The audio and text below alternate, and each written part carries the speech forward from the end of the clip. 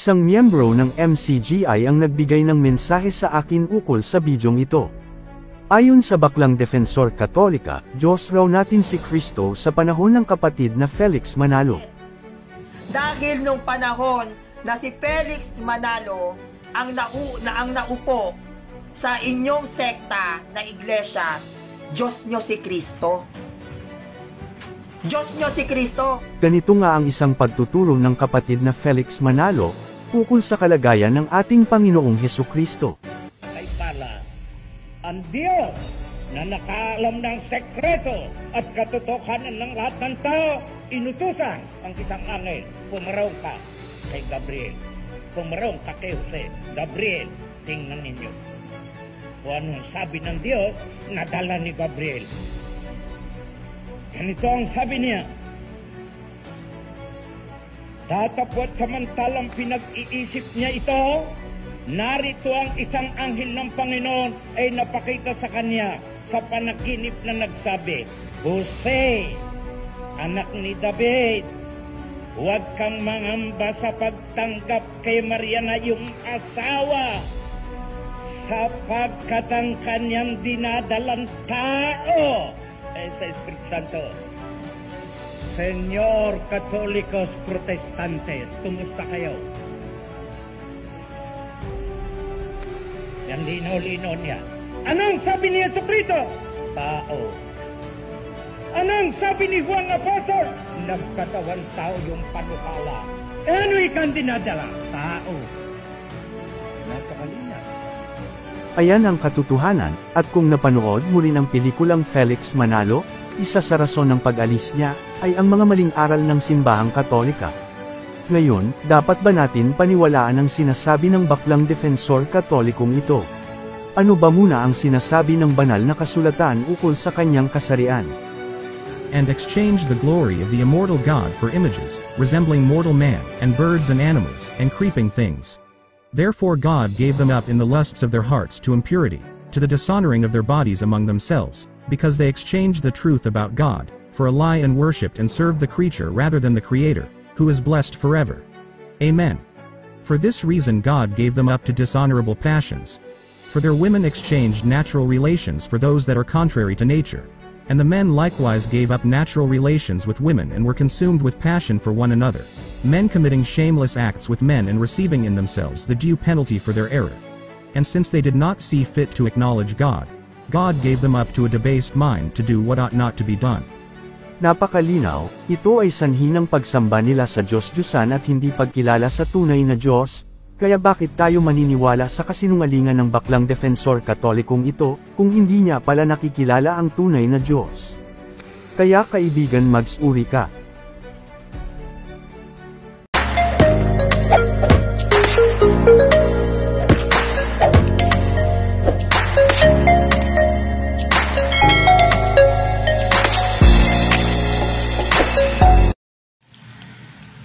Ito pong si Sanrio, mga kaibigan, na nagpapakilalang Defensor Katoliko ay galit na galit noon pong mabasa niya yung mga comment ng mga kapatid sa iglesia na walang kaligtasan ng isang bakla.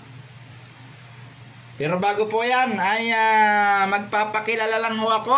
Ako po si RMG Ka-Agila. At baka po itanong ninyo, ano ba yung RMG? Ito po ay tatak ng isang guardians, depende sa kanyang posisyon. At shoutout na rin sa mga kapatid na patuloy na nakikipag-ngakan, nakikipagdigma sa social media. At ito na nga, no, bigyan na natin ng pansin ang tinalakay ni Sanrio na galit at umuusok ang kanyang bunganga, umaapoy ang kanyang ilong sa galit dahil po sa mga comment na nababasa niya. Comment ng mga kapatid na sinasabing ang bakla ay walang kaligtasan. Totoo yun, Sanrio. Alam kong alam mo yun. Anong katunayan na alam mo? Ito, pakinggan natin mismo ang sinasabi mo. Ang mga sarili ninyo. Ang bakla kaya hindi naliligtas dahil may pumapatol ng bakla. Sana alam natin yan. Nawawala ang kaligtasan ng isang bakla dahil may lalaking pumapatol sa bakla. Totoo. Tama. Ha? Tama ka doon. May tama ka. So, wag kang magagalit.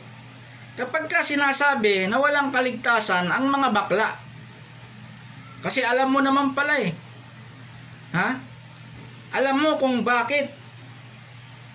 'Di ba, Sanrio? Oh, sumagot ka. Alam mo. Kaya wag kang magalit, kaibigan. Kawawa ka naman. Itong si Sanrio, mga kababayan, ay ngaw-ngaw ng ngaw-ngaw, hindi ho niya namamalayan na ginigisa na niya yung kanyang sarili sa sarili niyang mantika.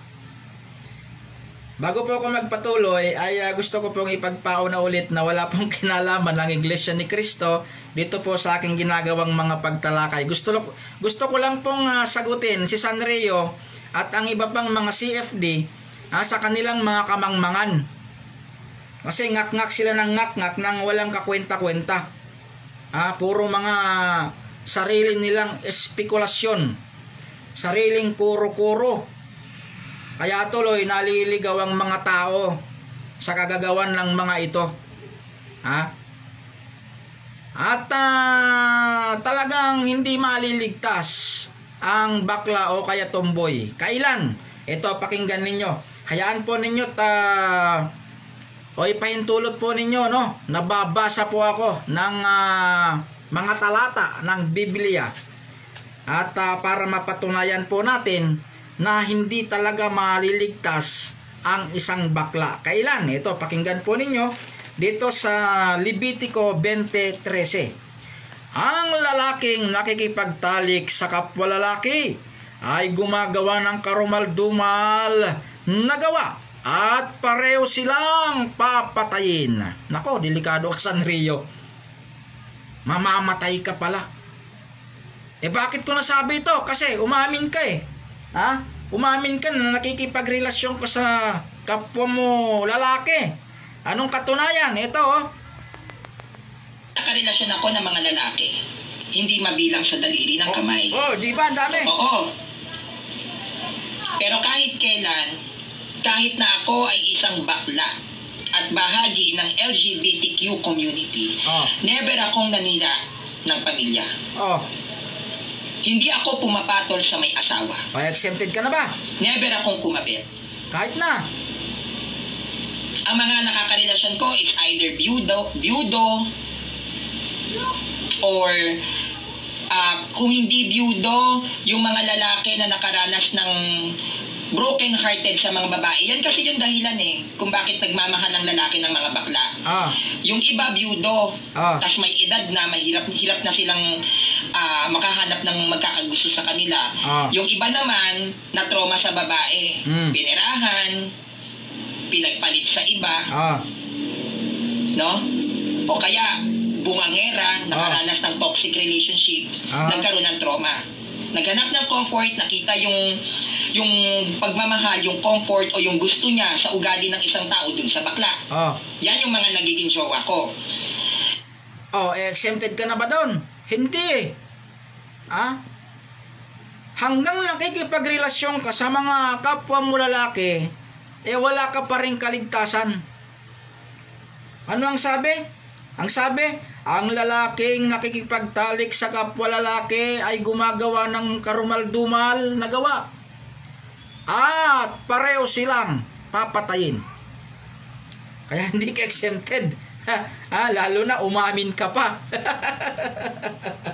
Okay? Alam nyo, dapat itong tatalakayin ko na ito, mga kaibigan, ay dapat sa Lunes pa. Kaya lang, meron po akong lakad. Kaya ginawa ko na ngayon. At idagdag na po natin dito yung pinagnangangak-ngak na kasinungalingan nitong isang, Sanrio. Alam mo, kung ako ay isang CFD, itatakwil kita, hindi kita kikilalanin. Bakit? Puro ka kasinungalingan Anong kasinungaling? Ito, ang kasinungalingan po ni Sanrio, noon daw panahon ng kapatid na Felix Y. Manalo, ang doktrina daw sa Iglesia ni Cristo ay Diyos ang ating Panginoong Hesukristo. Sa makatuwid, ang ibig sabihin ni Sanrio, noong panahon na ng kapatid na Eranio G. Manalo, ay tao na ang ating Panginoong Hesukristo. Anong katunayan? Ito, pakinggan po ninyo si Sanrio kung anong kanyang pinagngangangak-ngak. Nung panahon na si Felix Manalo ang naupo sa inyong sekta na iglesia, Diyos nyo si Kristo. Saan kaya napulot ni Sanrio to? Ha? Saan kismisan mo napulot ito, Sanrio? Na sinabi ng na naging doktrina sa iglesia ni Kristo, na Diyos ang Panginoong Hesukristo. Saang kamaritisan mo nakuha ito? Alam mo, bakla ka nga talaga, no? Mahilig sa chismis. Bueno, itanong po natin kay kapatid na Felix Y. Manalo. Siya na po mismo ang pakinggan natin. Kung noong panahon ba niya ay itinuro niya na Diyos ang ating Panginoong Hesukristo. Ang Diyos na nakaalam ng sekreto at katotohanan ng lahat ng tao, inutusan ang isang angel, pumaraw ka kay Gabriel. Pumaraw ka kay Jose. Gabriel, tingnan ninyo. Kung anong sabi ng Diyos, nadala ni Gabriel. Ganito ang sabi niya, datapot samantalang pinag-iisip niya ito, narito ang isang anghel ng Panginoon ay napakita sa kanya sa panaginip na nagsabi, Jose, anak ni David, huwag kang mangamba sa pagtanggap kay Maria na iyong asawa, sapagkat ang kanyang dinadalang tao ay sa Espiritu Santo. Senyor Katolikos Protestantes, kumusta kayo? Yan linaw-linaw niya. Anong sabi ni Jesucristo? Tao. Anong sabi ni Juan Apostol? Nagkatawan tao yung panukawa. Ano ikang dinadalang tao? Nagkakalina. O Sanrio, sinong mas paniniwalaan namin? Ikaw na ngayon lang nabuhay? O ang kapatid na Felix Y. Manalo mismo na nagsasalita nung kanyang kapanahunan? So, paano mo nasabi na ang turo ng kapatid na Felix Manalo nung kanilang kapanahunan ay Diyos ang Panginoong Hesukristo? Diba? Malinaw na kasinungalingan mo, Sanrio.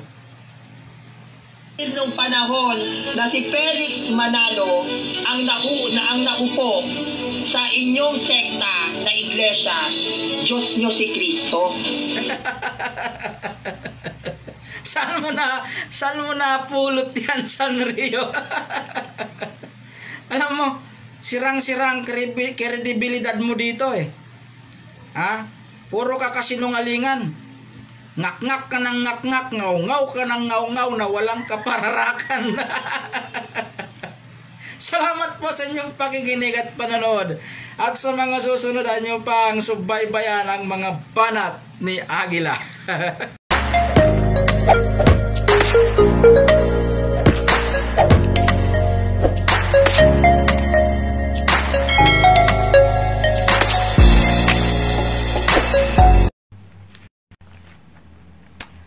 Hi, hello, what's up?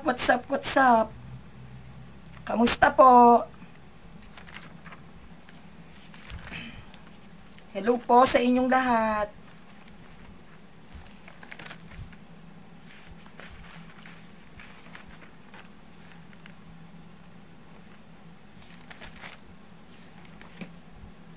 Hello mga kapanali, kamusta? Uy, ang paksa natin ngayon ay patutunayan ko po na si Kristo noon ay tinuturing na Diyos ng Iglesia ni Kristo. Kasi marami pong mga vlogger ngayon ng INC na binabati ko sa ko dahil nagkaroon ako ng presentations patungkol sa kasaysayan or patungkol po sa evolution ng mga doktrina nila. At isa sa inilatag ko no, sa history ng INC na dati kinikilala nilang Diyos si Kristo. Yes, totoo po yan. Kinikilala po ng INC na Diyos si Kristo. Meron po akong mga basihan. Meron po akong standard references. No? Itong merong isang nagba-vlog si Ka Aguila. No? Ang sabi niya, nagre-react daw ako sa mga nagko-comment. Wala nga pong nagko-comment na INC doon sa pagla-live niya, no? Feeling famous. So, sabi niya, wala raw kaligtasan ng bakla. Wow! Hiyang-hiya ko kay Attorney Topacio. Si Attorney Topacio, magaling na abogado po ng INC, umamin siya. Siya po ay isang honorary gay ng Iglesia ni Cristo. Meron siyang 2 anak, ang asawa niya babae, pero never siyang nag-claim na siya ay straight na lalaki. Directly niyang sinabi, I am a gay. So, paano tong kaanib ng INC na may bakla? O, inamin niya, ni Attorney Topacio, bakla siya. Ngayon, yan si Ka Aguila, tas meron pang isang video, no, na binabatikos yung paglalatag ko, na dati ang itinuturo ni Felix Manalo si Kristo ay Diyos. No? Kaya kakaiba yung ating pag-uusapan. Bakit ko nasabi na may doktrina o may turo ang Iglesia ni Kristo na si Kristo ay Diyos? Bakit? Meron po ba kayong idea? Bakit ko po nasabi na may doktrina ang INC na Diyos si Kristo? Why? Kaya ko po yan sinasabi sa inyo dahil noon, no, way back 1913 up to 1918, ang Iglesia ni Kristo ay nagdidiwang po ng Pasko. Nagpapasko noon ang Iglesia ni Kristo. Ano ang Pasko ng Katoliko? Di ba? Pag tayo nagdidiwang ng Kapaskuhan, ano ba natin si Kristo? Diyos. May parol sila. Kapag sumasapit pag sumasapit po ang December 25, nagpaparol ang Iglesia ni Kristo. May Santa Claus pa nga eh.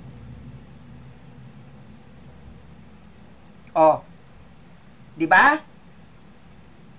Kapag kayo ay nagdiwang ng Kapaskuhan, tinuturing ninyong Diyos si Kristo. Anong mali doon sa presentations ko? Totoo yun.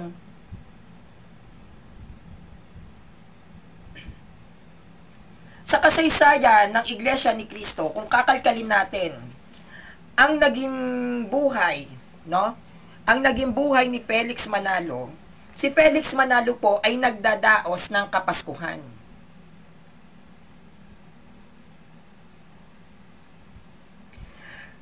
Ang Iglesia ni Kristo, no? Ang Iglesia ni Kristo, sila ay sumibol o nagsimula sa unang 14 na tao na nagbalik loob at nabinyagan sa Iglesia ni Cristo 1940 noong araw mismo ng December 25, 1913. Kaya po ang December 25 ng Iglesia ni Cristo kanilang itinalaga bilang pasasalamat o year-end Thanksgiving bago po ang 1900s. Yung nagkaroon ng binyagan o bautismuhan sa Ilog Pasig, December 25, 1913. Diyan po nag-start yan. Ang Iglesia ni Cristo ay nagsimula ng December 25, 1913. Yes!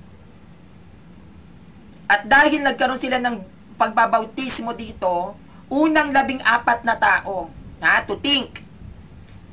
Unang 14 na tao ang nagbalik loob kay Felix Manalo. Unang 14 na tao ang nagbalik loob kay Felix Manalo at ito'y nagdabautismuhan December 25, 1913. Ayan po ang historia. Now, kung iisipin ninyo, paano kaya sila nagbinyagan? 14 na tao ang nagbalik loob kay Felix Manalo. Paano yung naging sistema ng binyagan nila doon? Sino nagbinyag kay Felix Manalo?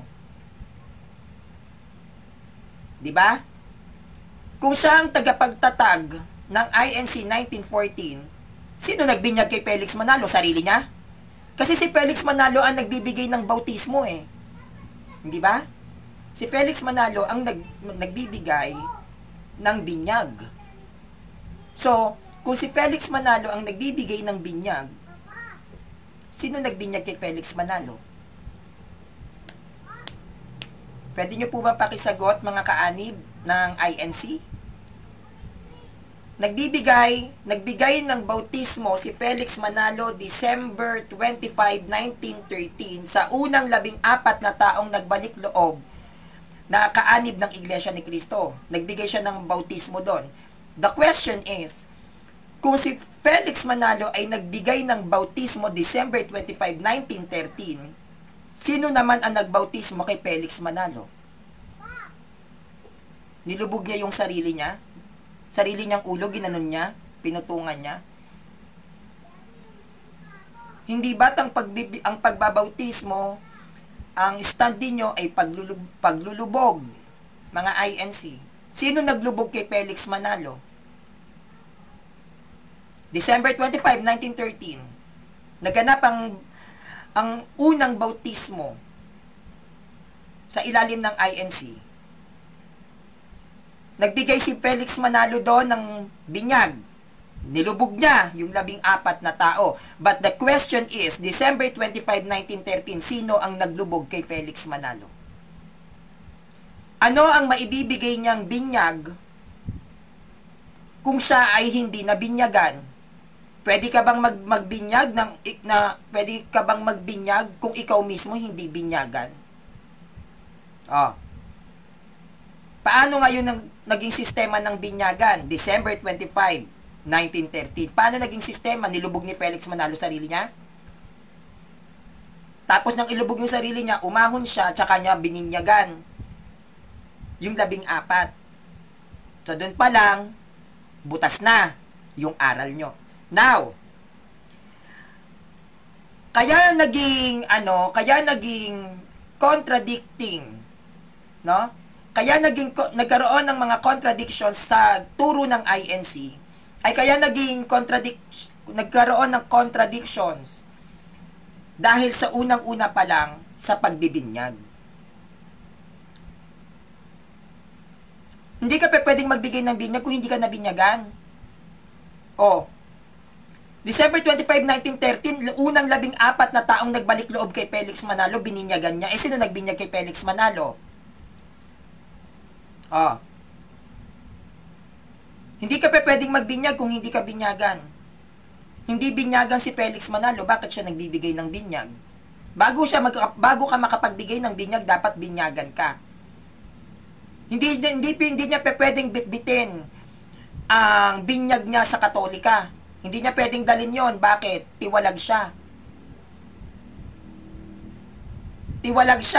So, yung authority ng Trinitarian Baptism, wala na yun sa kanya. Tiwalag siya. Ngayon, dahil natiwalag siya sa Catholic Church, sa lahat ng mga napasukan niyang sekta, tiwalag siya, di ba? So, hindi niya pwedeng dalhin yung binyag dahil nga natiwalag siya. So, meaning to say, wala siyang binyag. Hindi siya binyagan dahil tiwalag nga eh. Now, December 25, 1930, naganap ang unang bautismo ng INC sa 14 na tao. Bininyagan niya yan. Sino ngayon ang nagbinyag kay Felix Manalo? Kung ang unang bautismo naganap noong December 25, 1913 sa Ilog, Pasig, the question is, paano binautismuhan si Felix Manalo during that time? Sarili niya, bininyagan niya? Mag-isa siyang lumublob doon? At pagka-ahon, anghel ako. No? Pagka-ahon, sugo ako. Ganon. Tapos niyang binyagan sarili niya. Nasa hula ako. Ganon? Okay. Ang December 25, sa panahon ni Felix Manalo, napaka-espesyal na araw yan sa kanila. Yan nila itinalaga yung pasasalamat. Bakit naging pasasalamat? Dahil December 25, naganap ang unang binyagan ng INC, mga binyagan nila. Hindi ko alam kung paano sila nagbinyagan doon. Isa-isa yata silang tumalon. Hindi ko talaga alam kung paano bininyagan si Felix Manalo at sinong nagbinyag sa kanya. Hindi ko alam. Hindi ko alam kung bakit nagbibigay siya ng binyag. Hindi naman siya binyagan. Okay. So, yung araw ng Kapaskuhan noon ay ipinagdiriwang ng Iglesia ni Cristo. At pag ipinagdiriwang ka ng Pasko, lalabas, Diyos mo si Cristo. Nakikiisa noon ang Iglesia ni Cristo sa Kapaskuhan ng mga Katoliko. Okay. Nakuha ni Felix Manalo ang posisyon o ang katungkulan bilang founder at tagapamahala ng Iglesia ni Cristo noong December 25, 1918. Ito ang ikalimang anibersaryo o 5th anniversary ng Iglesia ni Cristo noong December 25, 1918. Nung naitatag ang INC, yung naitatag ang INC, hindi pa siya kinikilalang founder dahil 11 ang founder nila. Hindi pa siya kinikilala noon. Yung INC, ito ay inirehistro sa sect. At sa sect registration, 11 po yung founder nila. Kaya, nung panahon ni Felix Manalo, hindi po siya kinikilalang founder. 11 mang kinikilala dyan. Kaya nung dumating, yung December 25, 1918, yung 5th anniversary ng INC, dyan pa lang siyang kinilalang founder at tagapamahala ng INC. December 25, 1918, dun pa lang kinilala si Felix Manalo na siya ay founder. Pero 1913 up to 1917 o 1918, kalahati ng buwan, hindi siya kinikilala na founder at tagapamahala. Kasi nga, 19 ang founders nila. Kahit check nyo pa, yung registration ng INC, 19 po yan. At sila ay hindi nakarehistro as religious organization. Nakarehistro po yan as corporation. I-search nyo din po. Corporation ang pagkakarehistro dyan. At nung yan ay nai-registered sa SEC, 11 sila na tagapagtatag. Kaya lang nabago at kinikilala ngayon na si Felix Manalo ay founder ng INC dahil siya po ang itinalaga na founder. Maaaring nag-away-away siguro sila. Kasi hindi na pinakikilala ng INC yung 18 Si Felix Manalo na lang Di ba? Hindi niya na pinakilala yung 18. Si Felix Manalo na lang yung founder. Baka nagkaroon sila ng away. Kaya si Felix Manalo ang kinikilalang founder. Pero hindi po siya. 11 sila. At December 25, 1918, 5th anniversary ng pagkakatatag pagpaparehistro ng INC sa gobyerno, dun po siya kinilalang founder. 1918 po siya kinilalang founder. At yung anniversary na idinadaos ng INC noon, December 25. 'Di ba ngayon July 27? 'Di ba? Nagdadaos ang INC ng anniversary ng July 27. Pero noon, December 25 yan. Yung pagkakahalal kay Felix Manalo bilang founder, December 25, 1918. Kasi ngayon, December 25, napaka-espesyal yan sa kanila. Dahil araw ng Kapaskuhan, doon naganap ang kanilang pagbibinyag sa isa't isa. Kaya sila noon, nagdidiwang yan ng Pasko, may Belen nga yan eh. Nagbebelen sila. May parol. Namamasko yung mga yan noon. At pag ikaw ay nagdidiwang ng Kapaskuhan, tandaan mo, kinikilala mong Diyos si Kristo. Bakit ka magdidiwang ng Pasko? Bumabati pa nga yan noon ng Merry Christmas. Nanghihingian, nagbibigayan sila ng mga aginaldo tuwing sasapit ang Pasko. Bakit? Kasi nga, kinikilala noon na Diyos si Kristo ng Iglesia ni Kristo. Yan ang totoo.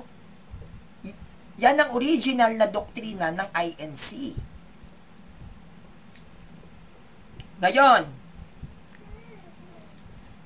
at dahil dito, ito ay mas lalong nagpatunay na ang Iglesia ni Kristo ay nagsimulang naitatag noong taong 1913, December 25 at hindi po 1914.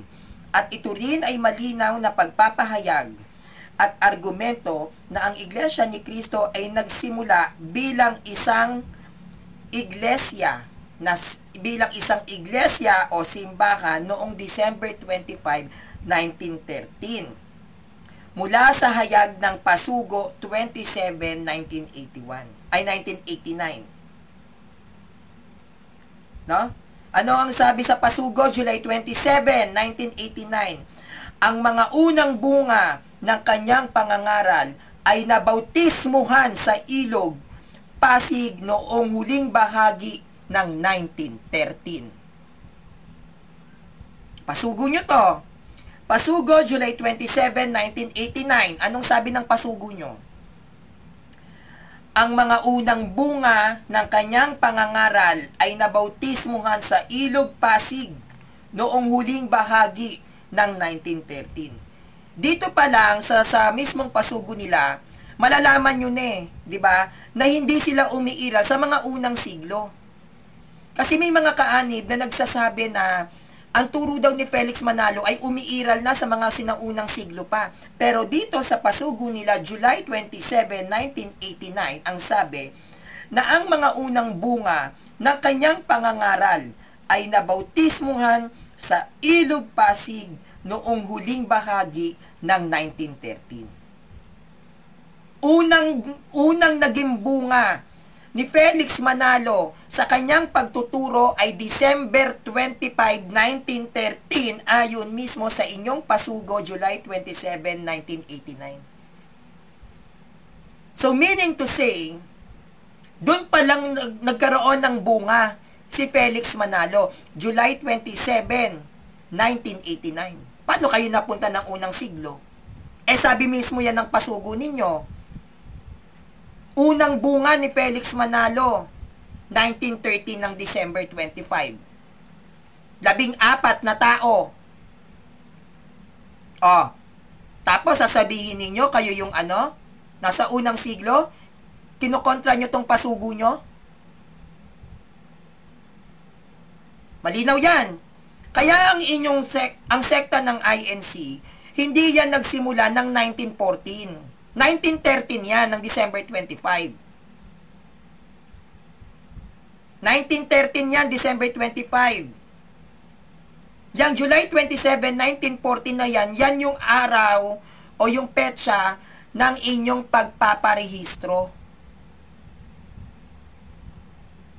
Yang July 27, 1914, yan yung araw ng inyong pagpaparehistro. Oh.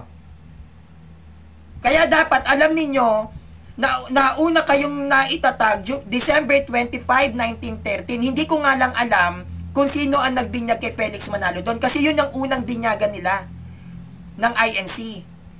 Yun ang unang binyag nila na naganap sa Ilog Pasig, December 25, 1913, 14 na taong nagbalik loob kay Felix Manalo, bininyagan ni Felix Manalo yung 40 na tao. Hindi ko nga lang alam kung sinong nagbinyag kay Felix Manalo kasi sila nga daw nagbinyagan dun eh. Kaya yung unang bunga ng pangangaral ni Felix Manalo ay naganap December 25, 1930, mismong pasugo na nila nagsabi. Pasugo July 27, 1989. Ang mga unang bunga ng kanyang pangangaral ay nabautismuhan sa Ilog Pasig noong huling bahagi ng 1913.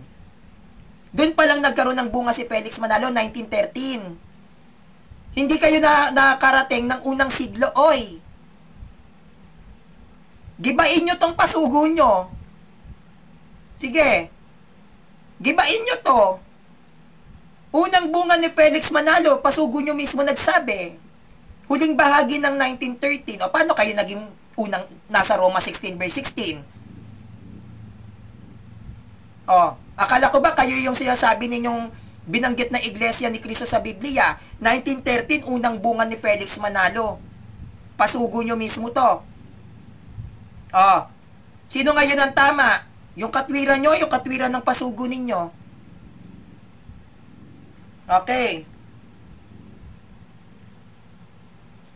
Kung ang INC 1914 ay ipinagdiriwang ang bagong taon na ang gamit ay Gregorian calendar, which is ito ay ginawa at binuo ng Roman Catholic Church.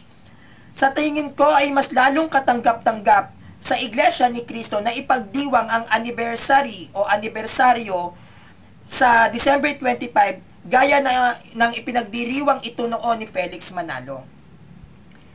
Noon, ang INC, nung buhay pa si Felix Manalo, December 25 po talaga ang anniversary ninyo. December 25 yan. Hindi kayo nag-anniversary ng July 27. Mga INC, December 25 kayo. Bakit? Bakit? Yung mga na-convert, yung 14 na tanga, naniniwala na si Felix naniniwala sa aral ni Felix Manalo noong December 25, 1913. Yung mga na-convert na yun, na nabautismuhan ni Felix Manalo sa Ilog Pasig, 14 na tao, mga Katoliko. Unang-una yon, mga Katoliko yon. Dahil taong 1914, pa lang yon, and naipasa ang SEC registration dito sa Pilipinas kasi during that time, 1899, or let's say 1900s.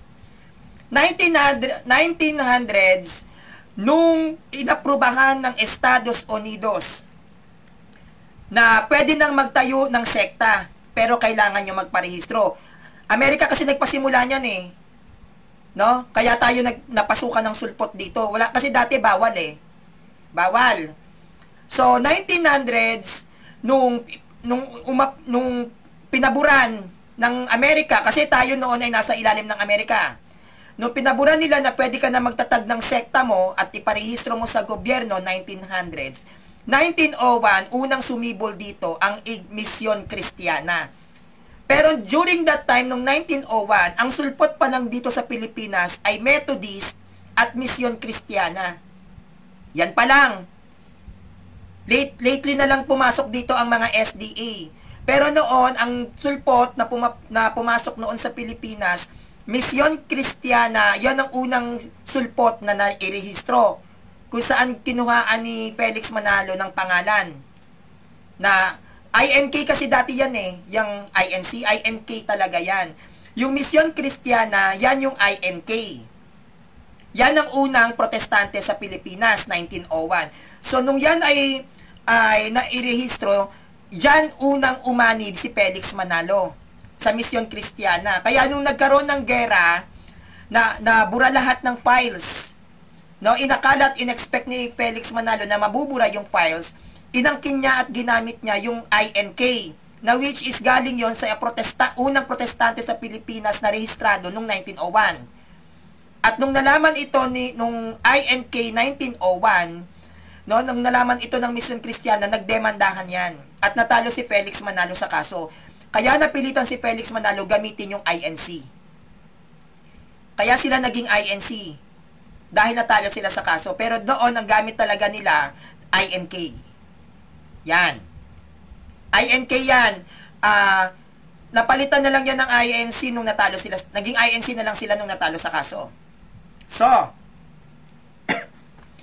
bakit December 25 ang anniversary noon ng INC, hindi po July 27? Binago nila yan. Binago nila yan.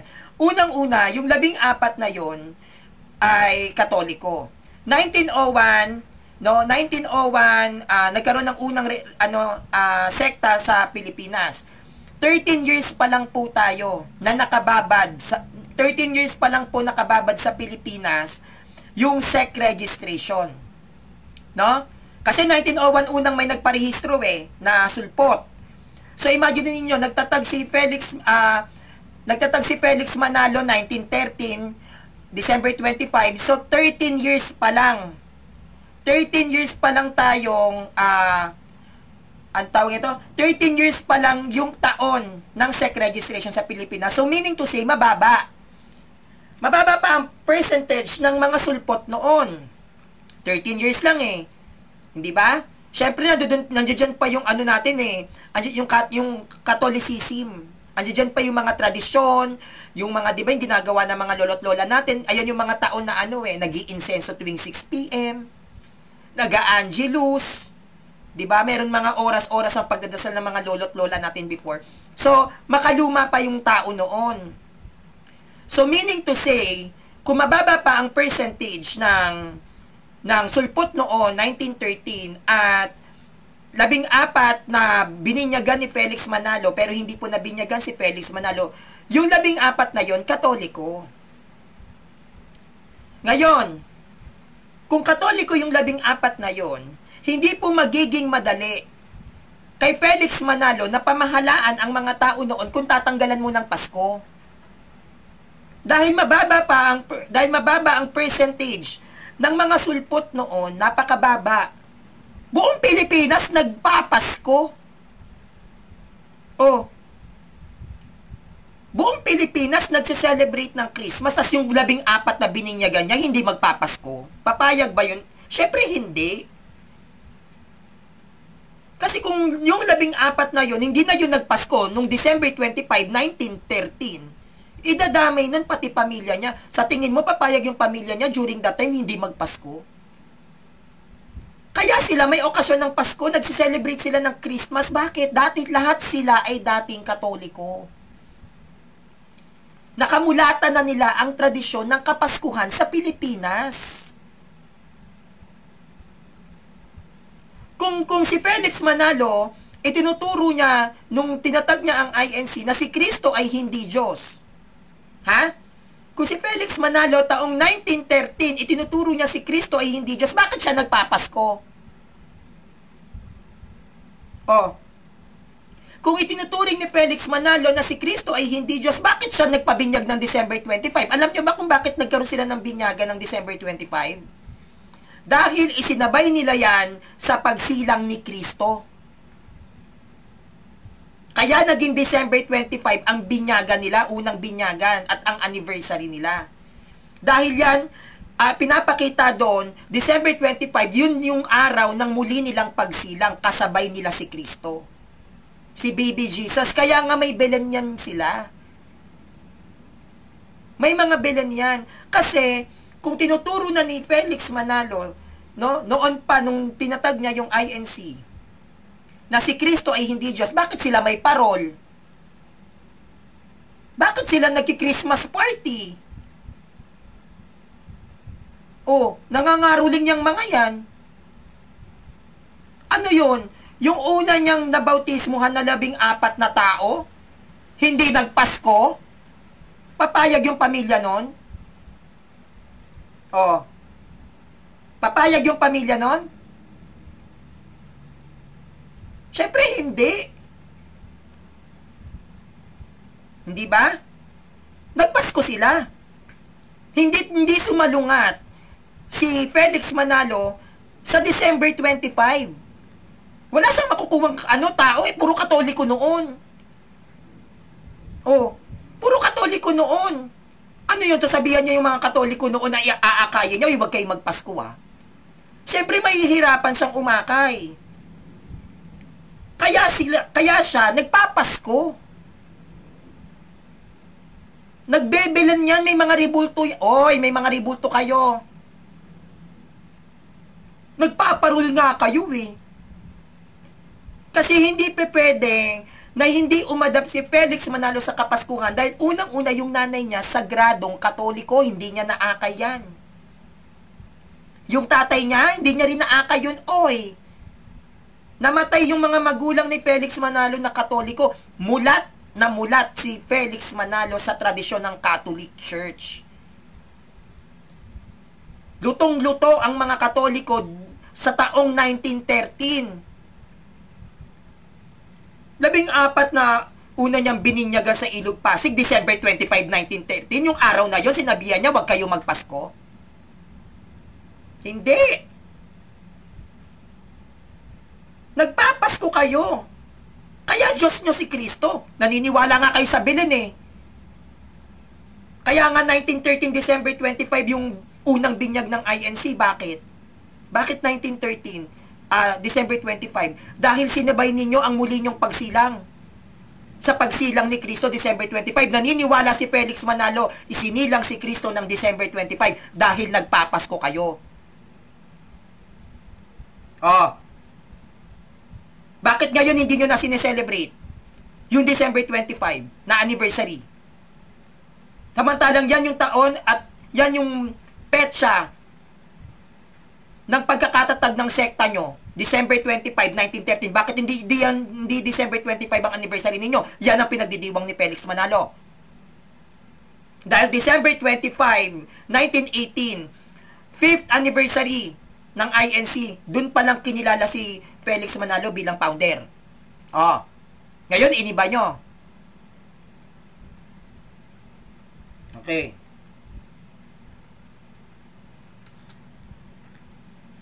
Ang baryo pa noon di ba? Makaluma yung salita. Baryo. Ngayon, bayan di ba?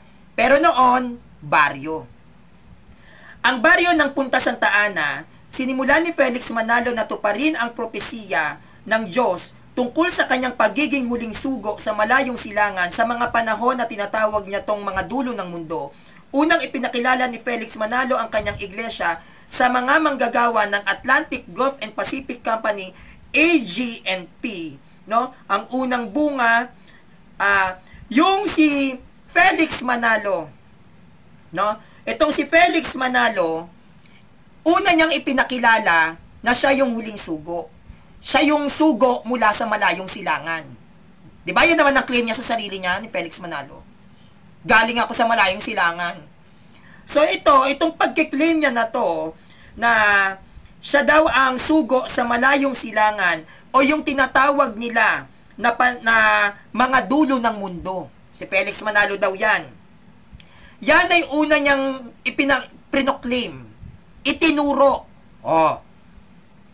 Una niya itong itinuro. Sa kanyang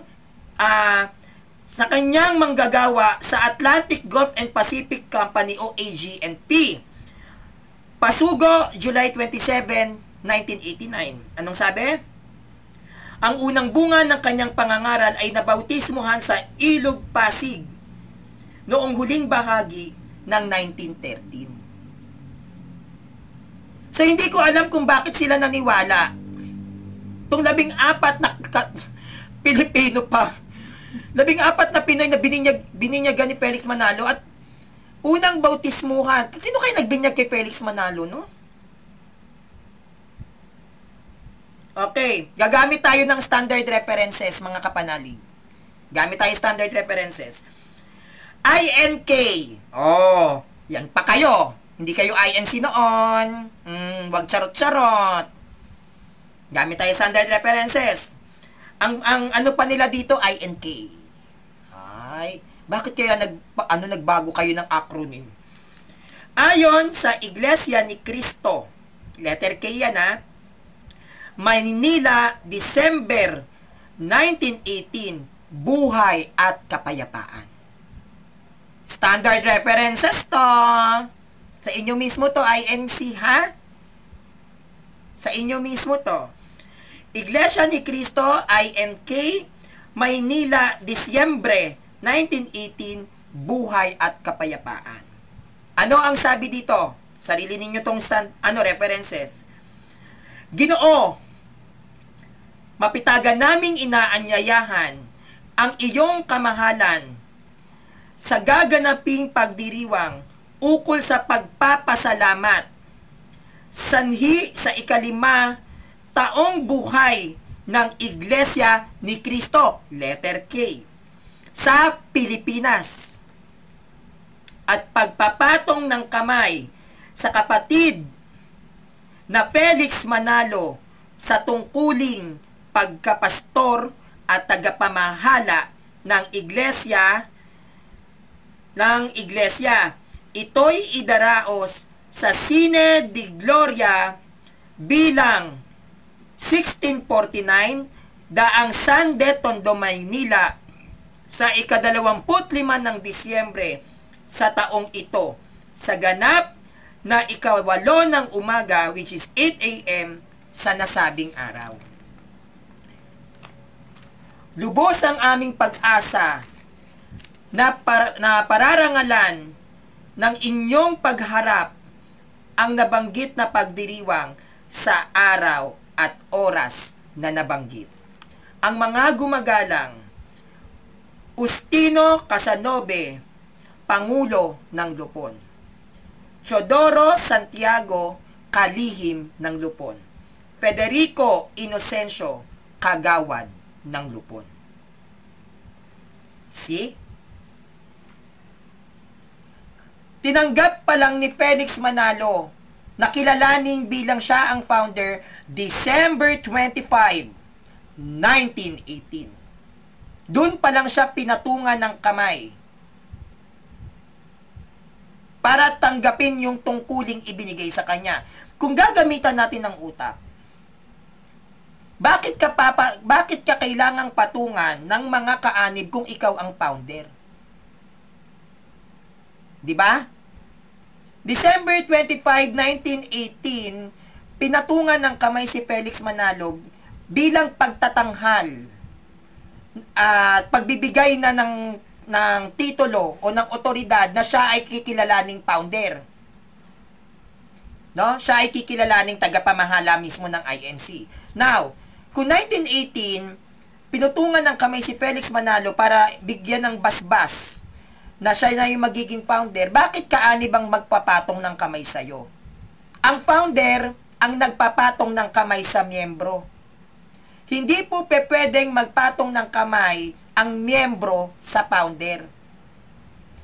Ang nangyari kasi doon nung December 25, 1918, ang mga kaanib niya ang nagpatong ng kamay kay Felix Manalo at binigyan siya ng basbas na, "Oy Felix Manalo, ikaw ang founder namin." Anong otoridad ng kaanib na magbigay ka ng authority dun sa founder? Pwede ba yon? Ang authority ng pagiging founder mo magbumula dun sa member mo? Hindi pa pwede yon. Walang authority ang member na bigyan ng paghalal. Walang authority ang miyembro na ihalal mo bilang founder ang kahit na sinong tao dahil member ka nga eh. Ang founder ang may authority na maghalal sa member, pero never magkakaroon ng kapangyarihan ang member na maghalal ng founder. Dahil ang founder dapat ang nauna kaysa sa member. Kasi kung ang member ang nagpatong ng kamay kay Felix Manalo December 25, 1918, lalabas, no? lalabas, mas naunang umiral yung member kesa dun sa founder. May ganun ba? Nauna yung member kesa sa founder? 'Di ba wala naman? Dapat mauuna ang founder sa member. Bakit kailangan at bakit kailangan siyang patungan ng mga member para lang sabihin ikaw ang founder namin?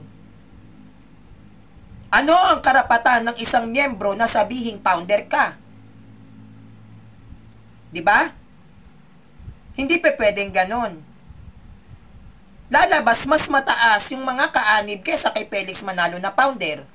Kasi yung authority ng pagiging founder ni Felix Manalo ay nagmula sa mga kaanib. Pinatungan nga siya ng kamay Hinalal, December 25, 1918. Saan? Sa Tondo, Maynila. Diyan naganap. Ang unang pagtanggap ni Felix Manalo na siya ay founder ay ginanap sa Tondo, Manila. Sa pamamagitan ng pagpuputong sa kanya ng kamay ng mga kaanib ng INC. Founder ka, tas puputong ng kamay sa'yo, kaanib. Founder ang nagpuputong ng kamay sa miyembro, hindi miyembro magpuputong ng kamay sa founder. Baliktad ata. 'Di ba? Diyan pa lang, bali-baliko na. Bakit 1918? Siya pinutungan ng kamay at inihalal bilang founder dahil sa SEC registration, 19 ang founder nila. Hindi kinikilala si Felix Manalo na founder niyan. Kinilala na lang yan 1918. Tinanggal yung 18. Pero dun, nung pinarehistro nila yan, 19 yan. Hanggang sa nung pumalo na yung 1918, siya na lang. Nag-self-proclaim siya na ako ang founder. Kaya nga 1918, inihalal Dahil for sure, yung 18 founders ng INC na kasama ni Felix Manalong nagtatag ng INC nagising, bumalik ng Katoliko. No? Kasi kung hindi bumalik ng Katoliko yon, yung mga nagoyo niya, at sinabi niya founder din, kundi yun nagbalik Katoliko, bakit hindi nila kiniklaim, hindi nila pinapakilala na 19 ang founder nila? Ibig sabihin, maaari na yung 18 yon, nag-aklas yun kay Felix Manalo. Kaya si Felix Manalo na lang yung nagkiklaim na siya yung founder. Pero, ang masaklap dyan, hindi niya na pwedeng alisin. Sa SEC registration, yung mga naging founder, kaya 19 yan. Kaya, dahil 19 founders nga yung kinikilala ng INC, no, at for sure ako umalis yan, 1918, sinolo niya na lang, baka iniwan siya nung 18. Nagsolo na lang yung lola mo. Pero hindi nila pwedeng itago ang katotohanan sa mismong opisyal na Security and Exchange Commission, 19 founder nila, hindi lang po si Felix Manalo. Yun yung hindi nila pwedeng burahin. Hindi na mabubura yan. Pero dahil tumalikod sa kanya, yung 18 kasama niyang nagtatag, 19 sila, di ba, na founders, tumalikod yung 18 kay Felix Manalo, siya'y naiwan mag-isa. Siya ang mag-isa na nagdala ng sekta ng INC. Siya yung nagpalago. Pero nung yan ay nagsisimula, 19 ang founder niyan. Hindi po yan pwedeng burahin sa Security and Exchange Commission dahil yun po ay nakarehistro at ipinarehistro na nila. Okay? Okay. Sa totoo lang, si Felix Manalo ay naordinahan bilang ministro noong December 25, 1913 sa araw mismo ng Pasko. December 25, 1913, na nagkanya-kanya sila ng binyag. Diyan unang nangyari yung binyag yung bautismo ng INC, December 25, 1913. At nung siya ay binautismuhan, hindi ko alam kung paano bininyagan si Felix Manalo kasi siya daw founder, di ba? Sino nagbinyag sa kanya kung siya founder? So, wala tayong idea, ang gulo ng doktrina nila. So, nagkaroon ng binyagan, December 25, 1913. Nung nabinyagan si Felix Manalo, 1913, dito sa Ilog Pasig, siya ay bininyagan at dyan siya kinilala bilang ministro, hindi po bilang founder. December 25, 1913, hindi po kinikilalang founder si Felix Manalo. Ministro ang tawag. Sana po, alam nyo po yan, doktrina nyo yan. Akala ko ba, sabi nyo, founder si Felix Manalo ng INC. Unang bautismuhan o unang binyagan ng mga Iglesia ni Cristo, December 25, 1913, araw mismo ng Pasko. Si Felix Manalo ay binautismuhan bilang isang ministro, hindi bilang isang founder. Dapat alam nyo yan. Noong 1914, hindi rin si Felix Manalo ang kinikilalang founder. 11 sila. Dapat alam nyo yan. Dahil yan ang sekta nyo. At ang anibersaryo ninyo, hindi July 27, December 25. Dapat lalong alam nyo yan. Sekta nyo yan. Nagkakaroon kayo ng Christmas party noon. Nag-exchange gift kayo. May exchange gift kayo tuwing sasapit ang Pasko. Dapat alam nyo yan. Sekta nyo yan. Nagpaparol kayo. Nangangaroling kayo noon. May belan kayo noon. Gumagamit din kayo ng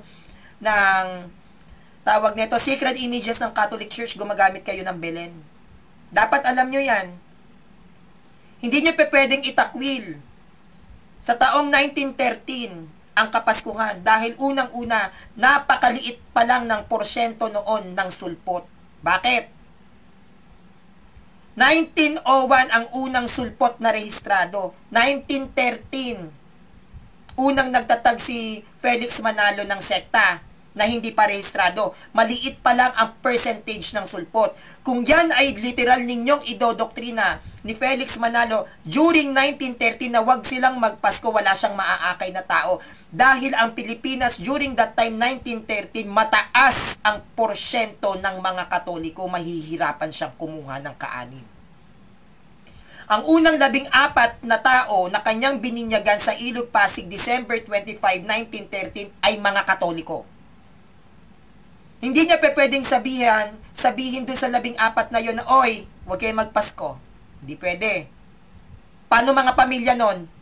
Madadamay. Hindi niya pagpapaskuhin. Yung mga kamag-anak.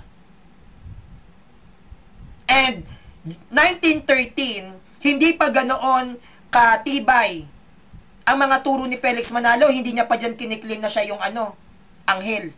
Hindi. Walang sinabi si Felix Manalo na sa taong 1913 na siya yung anghel, siya yung sugo. Wala. Walang claim dyan si Felix Manalo taong 1913 na siya yung nasa hula. Wala. Hindi nga siya kinikilalang founder. Dahil siya ay bininyagan ng December 25, 1913 bilang ministro, hindi bilang founder. Kaya hindi siya pwedeng literal na magdikta na wag silang magpasko. Bakit? Hindi siya kinikilalang founder, oy. Hindi pa siya kinikilalang founder noong 1913. At hindi niya pwedeng diktahan yung mga kasama niya na wag magpasko dahil nakamulatan ng Pilipinas, 1913 ang tradisyon ng Pasko. Kaya kayo may Christmas party. Kung kayo ay umaayon sa tradisyon ng Kapaskuhan ng Catholic Church, ibig sabihin, naniniwala si Felix Manalo na Diyos si Kristo. Di siya pwede sumalungat Kailangan niyang i-adapt ang tradisyon ng Pilipinas. Isa sa Philippine traditions na hindi niya pwedeng burahin, December 25, Pasko. Kung tutol si Felix Manalo, dapat di siya nagdidiwang ng Pasko. Bakit nagdidiwang ng Pasko si Felix Manalo? Hindi pala Diyos si Kristo.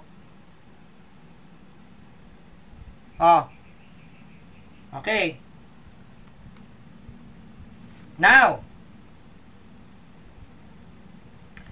ipinagdiriwang din ni Felix Manalo ang anniversary ng INC sa araw ng Pasko noong December 25. Hindi kayo July 27 nagdidiwang. December 25 kayo nung panahon pa ni Felix Manalo. Bakit nyo binago?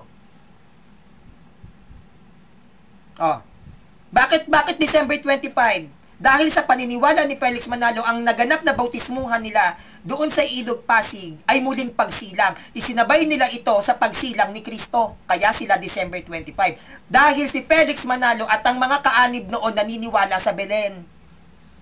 Naniniwala sila sa Pasko. Kaya nga sila nagpapasko. So kung naniniwala sila sa Belen, naniniwala sila sa Pasko, nagdidiwang sila ng Pasko, eh di naniniwala sila na Diyos si Kristo. Hindi mo pa pwedeng pwersahin ang mga Pilipinong Katoliko, hindi mo pagpapaskuhin? Sure kayo? Hindi niya pwedeng pwersahin yan, eh di walang naniwala sa kanya.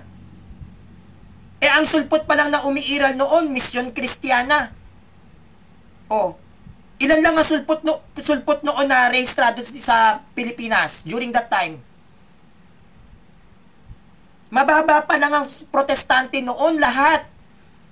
3/4 ng Pilipinas nagdidiwang noon ng Pasko. 3/4.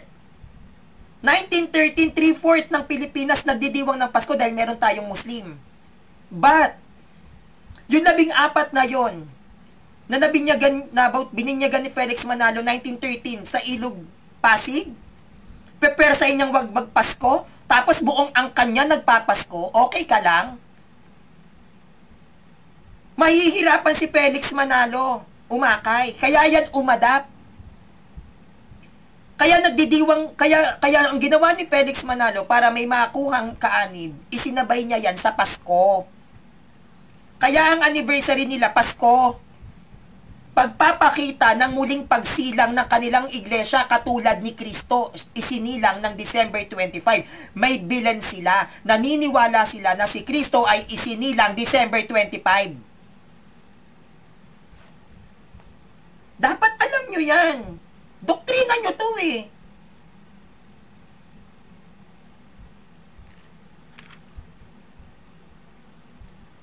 Ngayon, ayon sa lohikal na pagsasalaysay, ang Iglesia ni Cristo ay isinilang o nagsimula sa araw ng Kapaskuhan, December 25. Ang Iglesia ni Cristo noon ay mahilig din sila, ang mga Iglesia ni Cristo noon ay nagdadaos ng mga Christmas party. No? Nagdadaos sila ng mga Christmas party. At mahilig din noon ang mga Iglesia ni Cristo sa Christmas bonus. Kaya napaka-impokrito ng Iglesia ni Cristo kung sasabihin nilang hindi sila nagpasko. May pa-Christmas bonus sila noon. Sa mga masisipag na pastor, sa mga masisipag nilang ministro. Ang tawag dyan noon sa panahon ni Felix Manalo, Christmas bonus. Oh, dapat alam nyo yan. Yung mga masisipag na magturo at mangaral, sa panahon ni Felix Manalo, nagpapa-Christmas bonus yan. Oy! May Christmas party nga kayo eh. Oh. Kalkalin nyo yung history. Yan ang traditions ng INC. Eto, nilalatag ko. Huwag kayong magpakulong sa sitas at talata na sinasabi ng ministro ninyo. Alamin nyo yung history nyo. Alamin nyo yung history nyo. Bakit hindi nyo to alam? Kasi kinukulong ninyo yung mga utak ninyo sa sitas. Kakasitas ninyo, nabulag na kayo lahat. Hindi nyo kalkalin kailan nagsimula, ano naging sistema.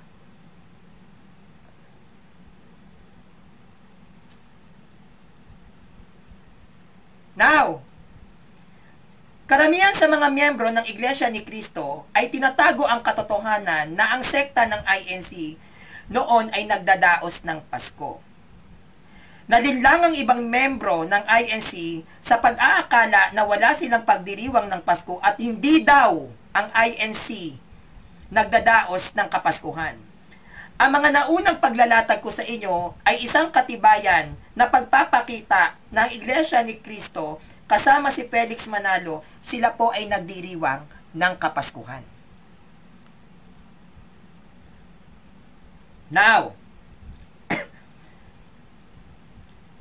kalimitan at yes, opo, oo, yes na yes. No? Kalimitan sa miyembro ng Iglesia ni Cristo ay mga dating Katoliko. Kaya sa pananaw ko, sa palagay ko, sa opinion ko, mula sa puso, they are still longing to celebrate Christmas Day. Pero sila ngayon ay pinagbabawalan na ng mga pinuno o ministro ng Iglesia ni Cristo. Pero kung buhay pa si Felix Manalo, ay patuloy at patuloy pa ding nagdidiwang sana ang Iglesia ni Cristo ng Pasko. Ang mga kaanib ng INC, dating Katoliko, hindi na yan maaalis sa puso nila. Hindi mo pwedeng tanggalin sa mga dating Katoliko ang pagdaraos ng Pasko. Nasa puso na nila yan. Yung mga bininyagan ni Felix Manalo para sumali sa binuo niyang sekta, matatanda na, may edad kahit papaano. Matagal na nagdiwang ng Pasko, tapos dahil lang sa nagbinyag-binyag siya sa Pasig, tatanggalin niya yung matagal na tradisyon na kinamulatan ng 14 na bininyagan niya sa Ilog Pasig, December 25, 1913. And, to think, araw pa mismo ng Pasko, sasabihan niya, huwag kayong maniwala sa Pasko. Kinamulatan Katoliko, nagkaedad, na nagdadaos ng Pasko, on the spot, sasabihan mo yung tao, huwag kang magpasko. No. Kahit na sabihin mo, na si Felix Manalo yan, bininyagan yan, kahit na sabihin natin, hindi nila pwedeng sabihin, natanggalin na huwag silang magpasko, kasi kinamulatan na yan. Kahit si Felix Manalo, hindi niya yan kakayanin. Dahil sagradong Katoliko, ang pareho niyang magulang, hindi niya nga naakay magulang niya. Nanay niya nga, naghihingalo eh. Naghihingalo, pero hindi kahit kailan naniwala sa kanya.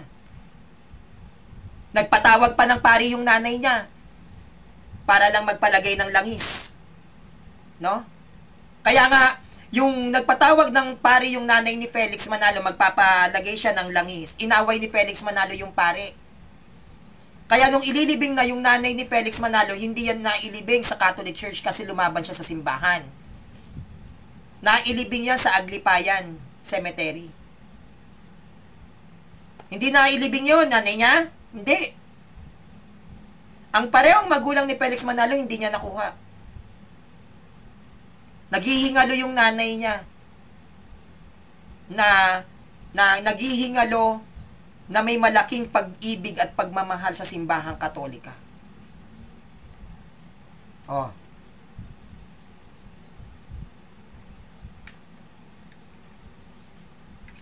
Kaya kung si Felix Manalo buhay, hanggang ngayon ang anniversary ninyo December 25.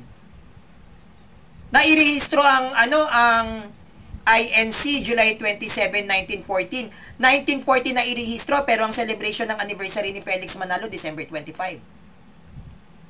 Oh. 'Di ba? 1918 nag-celebrate pa si Felix Manalo 5th anniversary December 25, 1918. Doon pa lang siya pinoclaim na founder. Oh. Bakit niyo ginawang July 27? December 25 naman talaga yan. Kayo, ha?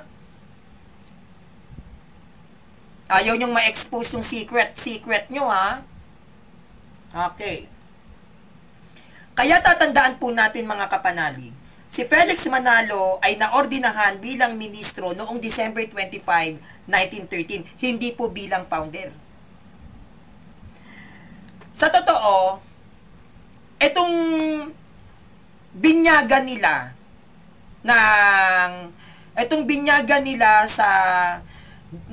sa Ilog Pasig noong December 25, 1913, wala naman po talaga yung balak gumawa ng sekta. Gumawa lang si Felix Manalo during that time, nung nagkaroon sila ng binyagan, kumukuha siya ng mga tao, nagigiba sa SDA, nagigiba sa Methodist, nagigiba sa Mission Kristiyana, yung mga pinasukan niyang sulpot, no, na tiniwalag siya dahil nga sa mga eskandalo na sangkutan ni Felix Manalo, gusto niyang gumante. No? Gusto niyang gumante ni Felix Manalo na pinahiya niyo ako kasi pinahiya nila yan si Felix Manalo. Tiwalag, kaya nga natiwalag, di ba? No? Kaya nga natiwalag. Ngayon, sa sobrang galit ni Felix Manalo sa mga protestante, gusto niyang gumante labanan sa aral. Kaya nangalap siya ng mga tao na magiging kakampi niya sa paglalatag laban sa mga protestanteng yan. Ngayon, kaya yan na iparehistro ni Felix Manalo, yang samahan nila. Samahan lang yan eh, hindi naman yan talaga simbahan. Grupo lang sila. Parang grupo-grupo na lumalaban sa mga sulpot. Wala yung plano na iparehistro.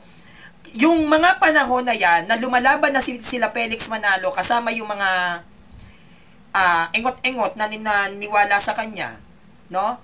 Yung lumalaban na sila ng debate, binabash sila number 1 ng SDA. Yan, ang mortal na magkaaway. SDA tsaka INC, binabash sila ng SDA. Sabi sa kay Felix Manalo ng SDA, wala kang karapatang mangaral dahil hindi kayo rehistrado. Kolorum ka, Felix Manalo. Yon yung mga bansag sa kanya. Kaya si Felix Manalo, sa sobrang gigil sa SDA, sa mga protestante, yan kasi talaga sinasabi sa kanya, kolorum, hindi rehistrado, walang authority, hindi authorized, hindi kinikilala. Yon. Ganyan lagi ang feedback ng mga protestante sa kay Felix. No? Ganyan yung attack kay Felix Manalo. Ngayon tong si Felix Manalo, 'di ba, December, sa sobrang galit. Syempre ba naman sabihin sa ng mga protestante. 'Yon, sa sobrang galit ni Felix Manalo, yung kasama niya nakikipagdebate doon sa mga protestant, yung 18, para hindi na sila lait-laitin ng mga protestant, sila, registered sa SEC. July 27, 1940, napuwersa sila. Kaya nga 19 ang founder niyan. Kasi yung 19 na yan, sila yung unang kaanib na bumibira sa mga SDA, sa mga misyon Kristiyana. Kaya para maipagtanggol nila yung kanilang mga dangal at pagkatao sa mga sulpot noon, nagparehistro sila. 19 yan. Kaya yan na puwersa magparehistro. Pero wala talaga yan sa plano. Biglaan na lang. Oh, dapat alam nyo yan. Okay.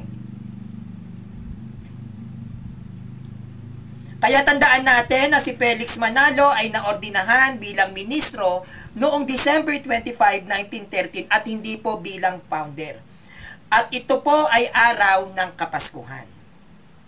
Kaya tatandaan, ipinagdiriwang po ni kapatid na Felix Manalo ang kinikilala nilang founder ng INC noong December 25, 1913 at hindi po July 27, 1914. Sana po alamin ninyo mga kaani bakit naging July 27 ang anniversary ninyo. Bakit nila pinalitan yung pagdiriwang nyo ng anniversary na dating December 25, bakit nyo ginawang July 27? I-research nyo. Malay nyo, may matuklasan kayo. Assignment nyo yan. Okay. Ang pag-inom ng beer at paninigarilyo ay pinapayagan noon ng sektang INC dahil maging si Felix Manalo po noon ay umiinom at nagtatabako. Hindi po ipinagbabawal ang paninigarilyo sa INC. Hindi po ipinagbabawal sa INC ang pag-inom ng alak. Paano ipagbabawal ni Felix Manalo na wag kang manigarilyo? Eh siya nga naninigarilyo. Oh. Nagtatabako. Saka nakakita naninigarilyo ka tapos pinagbawal mo sa miyembro mo wag silang manigarilyo tapos ikaw na founder na naninigarilyo. Kaya nga nakakapagtaka di ba?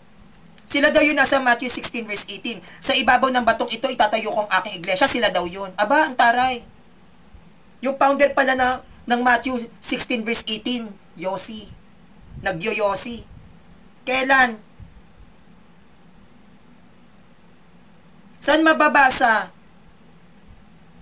na ang sinugo ng Diyos dapat naninigarilyo, may bisyo? Ang bisyo pa lang, kasalanan, doon pa lang, hindi na siya banal, hindi siya pwedeng tawaging anghel. Sa paninigarilyo pa lang, kasalanan yan. Pita ng laman yan. Oh. Kung sasabihin niya na siya ay anghel, tapos naninigarilyo, doon pa lang, hindi siya pwedeng tawaging anghel. Doon pa lang, mali na. Sabi ni Wayne Man, Cesar Balalat bro, walang bakla na isinilang. Sino lumikha sa bakla, Wayne Man? Ang bakla ay tao. So, meron pang lumalang sa ibang tao? Wayne Man, pakisagot. Sagot, Wayne Man. Kung walang isinilang ang bakla at merong taong bakla, sinong gumawa doon sa taong bakla? Sino ba gumawa sa tao? Wayne Man, pakisagot.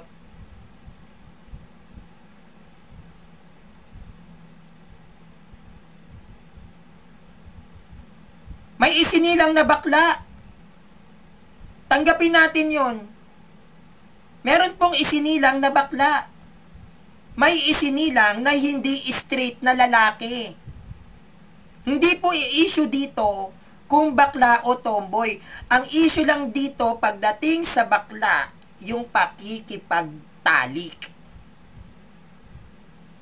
May bakla pong isinilang. Isinilang po ako. Hindi nyo pwedeng sabihin walang baklang isinilang. Hindi ba kayo nakakakita ng bakla? Wala ba kayo nakikita ng mga bakla? Ang dami-dami, Diyos ko, vice ganda, bakla.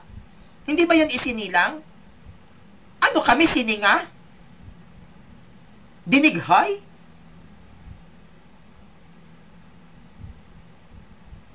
May isinilang na bakla, ang daming bakilo, ang daming bakla.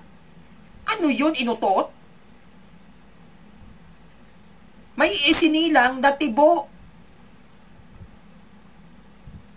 Ano, saan galing yung tibo? Sa tinga? Tao.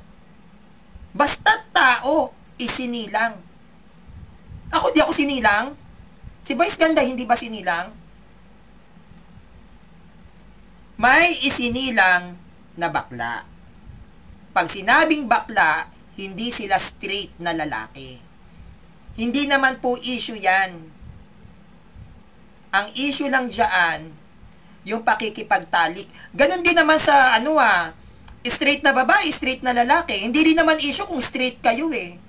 Ang issue dyan, huwag kayong makikiapid. Ganon yun. Sa bakla, kung ano ang bigat ng babaeng hindi kasal at kung ano man ang bigat ng babaeng hindi kasal na nag-asawa, babaeng may kabit o lalaking may kabit, wala kayong pinagkaiba sa bakla na pumatol din sa lalaki. Pareho lang naman yan eh. Ang pagpatol ng bakla sa lalaki, pakikiapid. Ang pagpatol ng lalaki sa tunay na babae, pag hindi kayo kasal, pakikiapid. Ang pagkakaroon ng kabit ng tunay na lalaki, pakikiapid. Basic. Ang kasalanan ng bakla papasok sa pakikiapid. Ayaw ng Diyos ng nakikiapid. Hindi issue dun dahil pareho silang lalaki. Hindi issue yun, hindi yun ang issue. Kung may dalawang lalaki na nagmahalan, nag-ibigan, ayun ba yung pinagbabawal ng Diyos? Hindi yan ang issue ng Diyos. Ang issue ng Diyos, sex. Kasi ang tinitignan ng mga taong makikitid ang utak, pareho kasing lalaki. Yun ang tinitignan, hindi yun ang issue sa Diyos. Pwede mong mahalin ang kapwa mo lalaki. No, pwede mong mahalin ang kapwa mo lalaki, wag lang kayong magsisex. Kasi ang tinitignan nyo, pareho kasing lalaki o kaya parehong babae. Hindi yun ang issue ng Diyos. Hindi issue ni Lord na, ay parehong lalaki yun, parehong babae yun. Hindi yan eh. Ano ba yung issue ng Diyos sa parehong lalaki at parehong babae? Wag lang magsisex. Ganon din ang issue ng tunay na babae, tunay na lalaki, di ba? Hindi naman issue kung magmahalan kayo eh. Pero ang issue dyan, dapat magpakasal ka. Yun naman ang issue sa straight na babae at straight na lalaki. Bago ka mag-asawa, magpakasal ka. Pag hindi ka kasal, nakikiapid ka. Ang issue naman ng bakla sa lalaki, bawal kayong maging mag-asawa, hindi kayo pwedeng ikasal. Oh. Ganun yun. Basic, di ba? Madali naman siyang intindihin. Kaya wag tayo agad manghusga na dahil lang sa sinabing bakla, wala nang kaligtasan. Mali. Hindi naman issue dyan yung bakla eh. Hindi naman issue dyan yung tombo, yung sex. Kasi hindi sila kasal. Kasi hindi yan pwedeng ikasal. Ganon din sa tunay na babae, tunay na lalaki. Magiging issue nyo, magkakaroon kayo ng kasalanan sa Diyos dahil sa sex pag hindi ka kasal. Kaya nga ang LGBT community, yan ang pinupush na magkaroon ng same-sex marriage talaga. Yan ang pinupush. Dahil gusto nilang ma-recognize ng Diyos na tama ang pagmamahala nila, na which is kinokondemn ng simbahan. Nagkakaroon ng mortal sin ng mga bakla dahil sa sex. Kasi hindi sila kasal. Nagkakaroon ng kasalanan ang tunay na babae at tunay na lalaki dahil sa sex kapag hindi kayo kasal. May pinagkaiba? Wala, di ba? May pinagkaiba ba? Kapag ang babae at ang lalaki nagsasama ng hindi kasal, wala po kayong pinagkaiba sa same-sex relationship. Pag ang tunay na babae at ang tunay na lalaki ay nagsasama ng hindi kasal, nakikiapid yan. Pakikiapid. Pag ang bakla at ang lalaki naging mag-asawa, pakikiapid. Wala po yung pinagkaiba sa live-in partners. No? Wala kayong pinagkaiba. Walang pinagkaiba ang pagsasama ng straight na babae at straight na lalaki nang hindi kasal sa bakla at lalaki na nagsasama. Pareho kayong hindi kasal. At pag pareho kayong hindi kasal, pareho kayong nakikiapid. May pinagkaiba? Wala. Wala, di ba? Oh, ang pakikiapid ba may level? Ano yan? Dahil sa tunay na babae sila, tunay na lalaki, ang pakikiapid nila, tingin sa kanila ng Diyos, ganun lang. Ganun lang yung kasalanan. Tas dahil bakla ka, ganun. Walang measurement. Kahit piso man o 1,000, di ba? Pag nagnakaw ka ng piso, pag nanakaw yun, magnanakaw ka pa din. Wala yung pinagkaiba kahit 1,000 ang nakawin mo.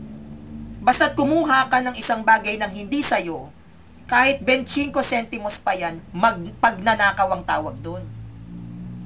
Dahil kinuha mo yung hindi mo pag-aari. Ganon din pagdating sa bakla, tomboy at sa straight na babae at straight na lalaki. Ang bakla, pag nag-asawa ng lalaki, walang pinagkaiba sa babae at lalaking nagsasama. Bakit? Nakikiapid yan. Ganon din ang tomboy sa babae. Pag may asawa ang tibo na babae, walang pinagkaiba sa tunay na lalaki at tunay na babae yan. Nakikiapid pa rin pareho yan. Kaya kapag ang babae at ang tunay na lalaki at ang tunay na babae, kayo ay nagsasama ng hindi kasal, wala kayong pinagkaiba sa same-sex relationship. Pare-pareho lang na nakikiapid yang mga yan. Sana po alam natin yan. Malinaw naman po, di ba? Malinaw naman po. So, yung mga mapanlait sa bakla, tignan nyo muna kung kasal kayo. Dahil kung kayo ay hindi kasal, wala kayong pinagkaiba sa amin. Sa mga LGBTQ na may mga asawa, wala kayong pinagkaiba. So, make sure na kasal ka bago mo hamakin ang mga may karelasyong bakla. Kasi kung hindi ka kasal, pare-pareho lang na nakikiapid yung mga yan. Wala yung pinagkaiba sa nagnakaw ka ng piso at nagnakaw ka ng 1,000. Pag nanakaw pa rin ang tawag dyan. Kasalanan pa din yun. Wala pong pinagkaiba ang pagtatalik ng babae at lalaki at pagtatalik ng lalaki sa lalaki. Parehong sex pa din yan. Pagsisiping pa din yan. Wala pong pinagkaiba yan. Pareho pa ring pakikiapid yun.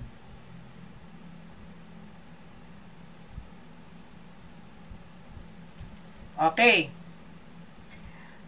Mag-aano tayo ha? Gagamit ako ng pasugo. Pasugo, December 1956, page 10 ni Emiliano Agustin. Ang sabi rito, ang Pasko natin, sumilang si Jesus sa abang sabsaban. Diba? Sumilang si Jesus sa abang sabsaban. May Belen kasi kayo noon. Naniniwala kayong Diyos si Kristo noon. Tinubos tayo sa dilim ng buhay. Si Jesus ang ating Pasko, ang kapayapaan dapat matamo. Pasugo, December 1956, page 10, Emiliano Agustin. Pasugo nyo to.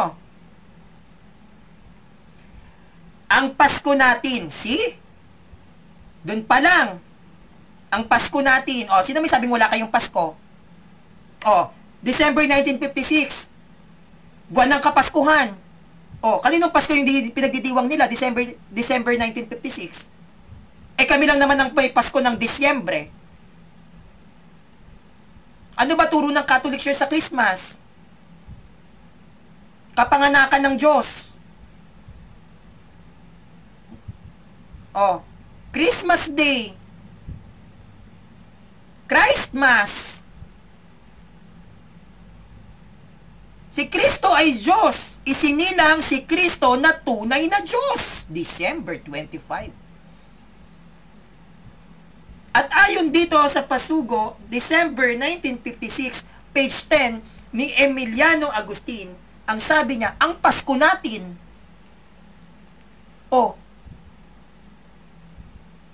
Nakikinatin siya. Ang Pasko natin. Nakikinatin. So, ibig sabihin, hindi sila nagtuturo na si Kristo ay hindi Diyos. Bakit? Bakit ka magpapasko? Hindi pala Diyos si Kristo. O bakit nakikipasko kayo? Ang Pasko natin. Hindi pala Diyos si Kristo. Pero meron sila ang Pasko natin, December. Kaninong Pasko yon? Okay. Pasugo, December 1956, page 10 ni Emiliano Agustin. Ang Pasko natin. Sumilang si Jesus sa abang sabsaban. Tinubos tayo sa dilim ng buhay. Si Jesus ang ating Pasko, ang kapayapaan dapat matamo. Pasko nyo si Kristo, December. Sino bang nagpapasko? Sino ba nagpapasko ng December pagdating kay Kristo, Katoliko? Ang Pasko natin. Kung kayo ay naniniwala during this time na hindi Diyos si Kristo, hindi kayo magpapasko. Tututulan nyo yan. Kaya kung buhay si Felix Manalo, hanggang ngayon nagpapasko kayo. Bakit nawala yan? Sino nagtanggal ng kapaskuhan ninyo? Lahat ng mga kaanib ninyo, dating Katoliko, nagpapasko yun. Hindi yun pwedeng basta-basta mo burahin. Hindi mo sila pwedeng basta-basta kontrolin. Hello? Hindi nila kakayaning hindi magpasko taong 1913. Bakit? Kunti pa lang ang sulpot noon. Kakatatag pa lang ng SEC registration noon. December 13 lang kayo nagsimula. Tatanggalan mo yung mga Katoliko ng Pasko na naniwala kay Felix Manalo. Mahihirapan yan. May mga pamilya yan, may mga kamag-anak yan. Agad-agad ba paniniwalaan si Felix Manalo? Nung bininyagan niya yung 14 sa Ilog Pasig? Agad-agad pinaniwalaan siya? Hindi. Hindi naman agad-agad pinaniwalaan si Felix Manalo nung nangaral yan eh. Alam ka naman maniwala agad yung Pilipinas sa kanya. Sagradong Katoliko ang Pilipinas. Dahil lang sa Amerika, kaya nagkaroon ng sulpot dito. Maniniwala agad kay Felix Manalo? Tapos naninigarilyo, nananabako, ako anghel, yosi. Siyempre hindi. Nagpapasko yan sila, lalo na si Felix Manalo. Sagrado Katoliko magulang yan, hindi niya yan na-convert. 1956 ng pasugo ninyo, ang Pasko natin, imagine niyo taong 1956, nagpapasko kayo. Anong sasabihin ninyong wala kayong Pasko? At yung Pasko ninyo, December 25. Sino bang nagdidiwang ng December 25 na Pasko? Catholic Church. Bakit? Ano bang meron sa December 25? Diyos si Kristo. Oh. Kung tutol si Felix Manalo sa pagka-Diyos ni Kristo, bakit kayo nagpapasko? Ha? Bakit nagpapasko? Sino nagpasimula ng doktrina na yan? Na hindi Diyos si Kristo? Hindi Diyos si Kristo, tapos ipapasko kayo December 25? May parol? May Christmas bonus? Tapos ang Pasko natin, tapos hindi Diyos si Kristo? Isa pa. Pasugo. December 1952. Page 64. Pedro Reyes Villanueva. Ang sabi dito sa pasugo ninyo, ang Paskong Kristiyano, kung may aginaldong dapat tanggapin, ito ay si Kristong sumilang sa Belen. Oh, pasugo nyo to. Pasugo, December 1952. 1952 to ha, December, taong 1952. Page 1 ni Pedro Reyes Villanueva, Bekenemen. Ano ang sabi? Ang Paskong Kristiyano. Sino ba nagpapasko? Sinong Kristiyano ang may Pasko? Catholic Church. Oh, kinikilala ng INC ang Pasko ng Catholic Church. Ang sabi rito sa pasugo December 1952, page 64 ni Pedro Reyes Villanueva, ang Paskong Kristiyano. Kung may aginaldong dapat tanggapin, ito ay si Kristong sumilang sa Belen, kaya kayo may Belen noon. Gumagamit kayo ng sacred images noon ng Catholic Church, may Belen kayo dahil naniniwala kayo sa Belen. Oh, hindi Diyos si Kristo sa doktrina ng INC pero nagpapasko. Ano yan? Anong trip? Naniniwala pala kayo na sinilang si Kristo sa Belen December 25. Tapos sasabihin nyo ngayon pagano ang Pasko. Pero itong taong 1952, ang dapat nating tanggapin na aginaldo si Kristong sumilang sa Belen. Oh, si Kristong sumilang sa Belen, December 25. Tapos sasabihin niya pagano, naniniwala ang mga sinaunang INC. 1952, naniniwala sa Belen. Oh. Nagdidiwang ng Kapaskuhan.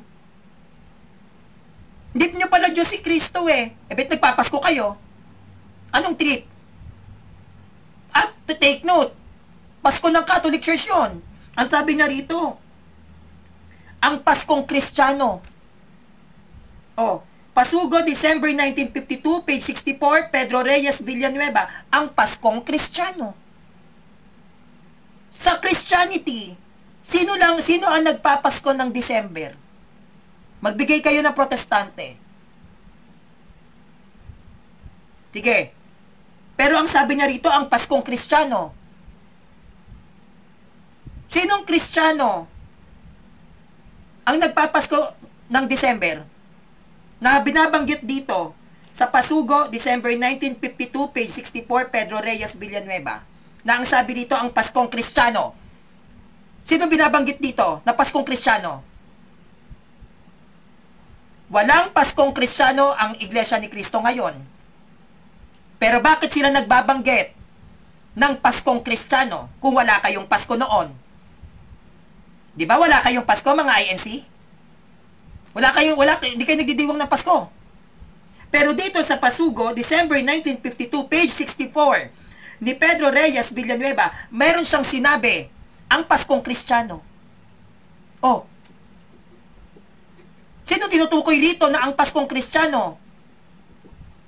Oh, sino? Meron ba? Sino nagpasimula ng Pasko sa Disyembre? Katolik. So kung may Paskong Kristiyano ang INC, no, ang Paskong Kristiyano, kung may Pasko kayong Kristiyano, nakikiisa kayo sa pagdidiwang namin ng Pasko. At dahil nakikiisa kayo sa pagdidiwang namin ng Pasko, hindi kayo tumututo sa pagka-Diyos ni Kristo. Kasi kung tutol kayo sa pagka-Diyos ni Kristo, bakit kayo nagpapasko? Oh, di ba? Hindi pala Diyos si Kristo, tapos nag-Christmas party kayo. Hindi pala Diyos si Kristo. Pero sa panahon ni Felix Manalo, yung mga masisipag na manggagawa, may Christmas bonus ang tawag niya. Hindi pala kayo nagpapasko, ay galit kayo sa pagka-Diyos ni Kristo, tutol kayo na si Kristo ay hindi Diyos, pero may parol. May Christmas party, may exchange gift, nangangaruling pa kayo. Ano kinakanta nyo sa pangangaruling nyo? Sige nga. Oh. Ano kinakanta? Ang mga sinaunang iglesia ni Kristo, nangangaruling yan, oy. O ano kinakanta kaya nila?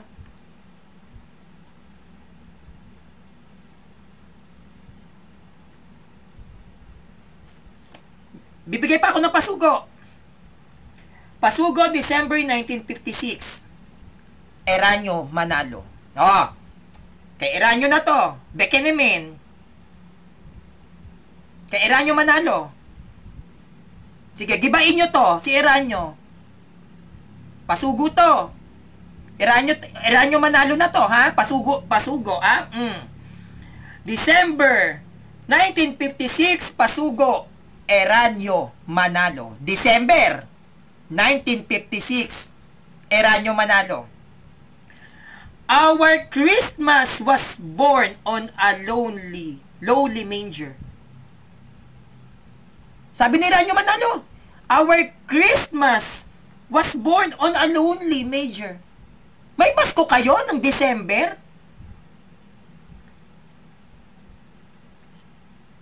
Eranio Manalo.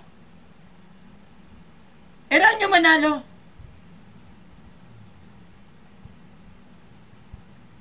So may Pasko kayo ng December. Our Christmas was born on a lowly manger. Month of December, our Christmas. May Pasko kayo ng December, INC? Jose Rodsel Conlu. Sabi mo, Christmas ko araw-araw. Hindi araw-araw kang pagano. Di ba sabi niyo, pagano ang Pasko? So, pagano ka? Ngayon, kung Christmas sa'yo araw-araw, edi naniniwala ka sa Christmas ng December 25. Jose Rodsel Conlu.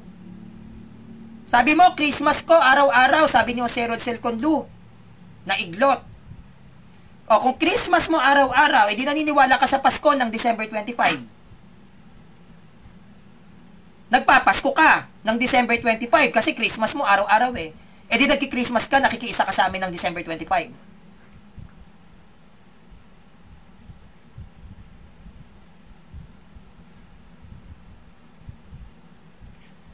Okay. Pasugo, December 1956, mula ito mismo kay Eranio Manalo, our Christmas was born on a lowly manger, redeeming us from the darkness of life. We who were lost by sin, deprived of God and His peace, Jesus and our Merry Christmas, the peace that we should attain. Bumati si Eranio Manalo ng Merry Christmas. Sino ba nagbabatian ng Merry Christmas? Oh, akala ko ba hindi Diyos si Kristo? Eh bakit nagme-Merry Christmas kayo? Ginga? Pasugo, December 1956, ulitin ko to. Eranio Manalo, our Christmas was born on a lowly major. Oh, sabi ni Eranio Manalo, our Christmas. So yung INC, sa panahon ni Eranio Manalo, ay nagpapasko ng December. Sino lang ba may Pasko ng December? Oh, sige nga. Akala ko ba hindi Diyos si Kristo? Ba't kayo nakiki-Christmas? Ha? Sabi niya pa, deprive of God and His peace, Jesus and our Merry Christmas. Kaya hindi nyo ako pwedeng pamalian. Ha? Kayong mga iglot, hindi nyo ako pwedeng pamalian sa nilatag kong presentations na kinikilala nyong Diyos si Kristo dahil bakit kayo nagpapasko? Bakit kayo nagsasabihan ng Merry Christmas? Ang December 25 ay tradisyon ng simbahang Katoliko bilang paggunita at pagbabalik tanaw sa kadakilaan at kinikilala naming Diyos na si Panginoong Hesukristo. December 25 ang sinilang doon, Diyos na si Kristo. Si Kristo ay Diyos, isinilang ng December 25. Kung hindi naniniwala si Felix Manalo na si Kristo ay Diyos, bakit nagpapasko? Bakit kayo nagme-Merry Christmas? December 25, yan ay tradisyon ng Katoliko na kinikilala naming lahat na sinilang ang Diyos bilang nagkatawang tao. Oh. Di nga? Ngayon nyo ako pamalian.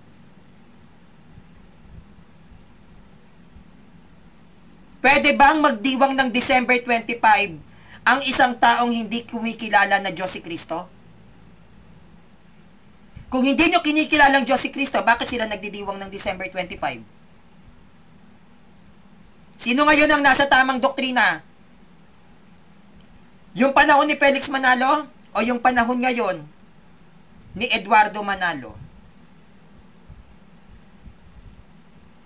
Pwede bang magdiwang ng Pasko ang isang taong hindi naniniwalang Diyos si Kristo? Pakisagot.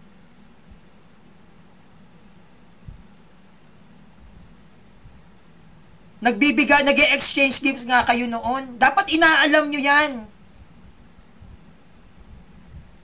Hindi lang kayo dapat nagpapakulong sa sitas. Hindi lang kayo dapat nagpapakulong sa mga sinasabi ng ministro. Magkusa kayong mag-aral. Aralin ninyo, tama ba yung paniniwala ninyo? O ngayon nyo durugin. Mga kaanib na ang INC ng mga vlogger. Ngayon nyo durugin yung mga pasugo na nilatag ko. Ngayon nyo sa aking sabihin, kung tama ba na ang isang tao hindi naniniwalang Diyos si Kristo ay nagpapasko ng December 25. Hindi nga.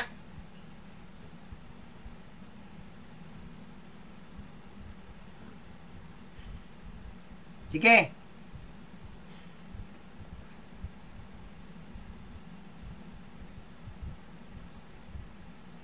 Di kayo naniniwala na Diyos si Kristo, tapos December 25, nagpapasko kayo? Ano yun?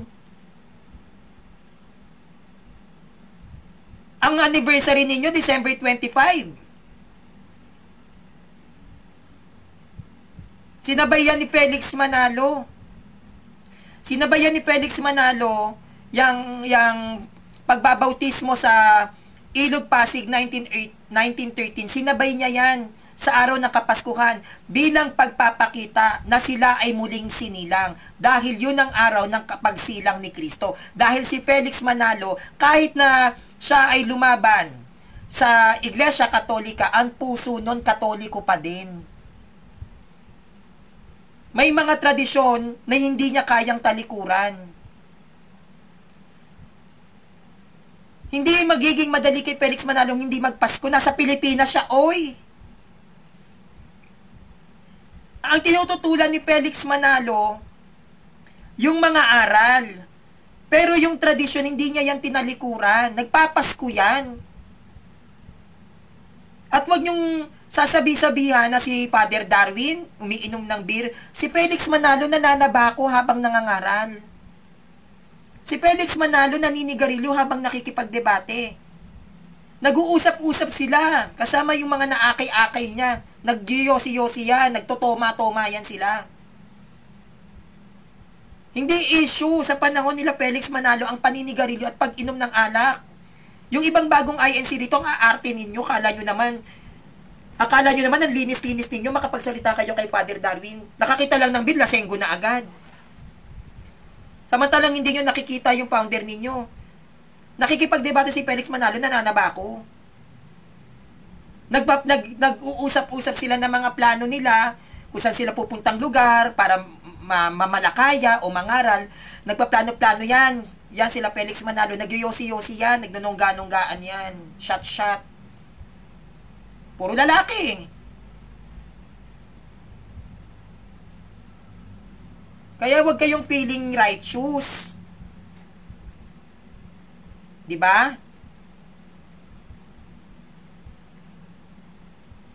Kaya dito, sa paglalatag ko sa inyo, ay napatunayan ko sa inyo na si Kristo ay 100% na kinikilala ng Iglesia ni Kristo noon na isang tunay na Diyos.